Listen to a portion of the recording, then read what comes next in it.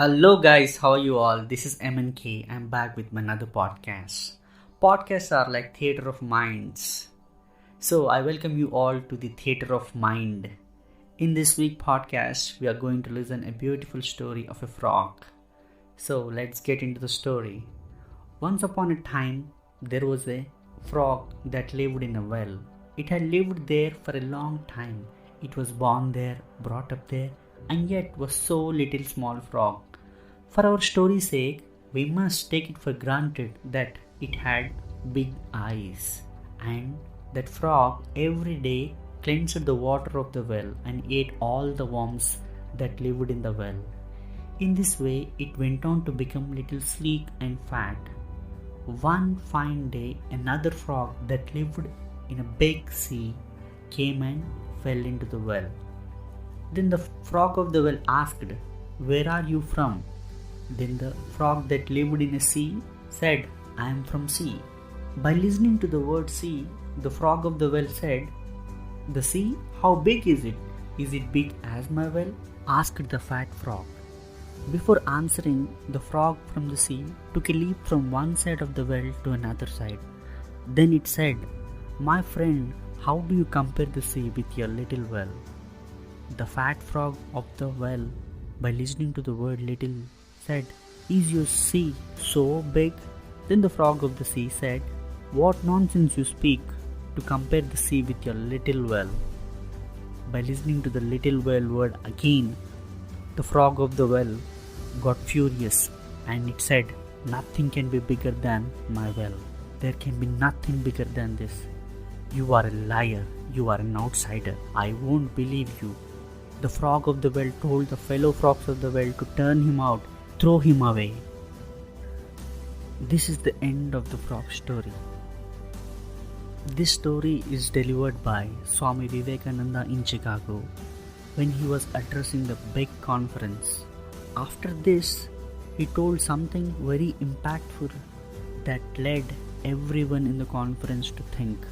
Swami Vivekananda said, "We all know the fact that sea is bigger than the well, but most of us has always ignored this fact, and this has been the difficulty all the while in our lives.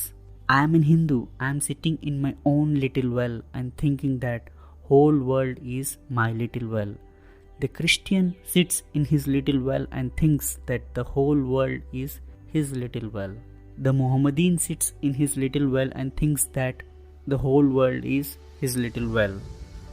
When Swami Vivekananda concluded his speech, he got a standing ovation in the conference. I think, what a beautiful story, isn't it? And what a beautiful interpretation that Swami Vivekananda has given at that time. In these current times, it is not only about religion, it is also true about a person's mindset. Because we must come out of our own little wells, our own little thought process, and step into other shoes when we speak to someone. We never know what they are capable of.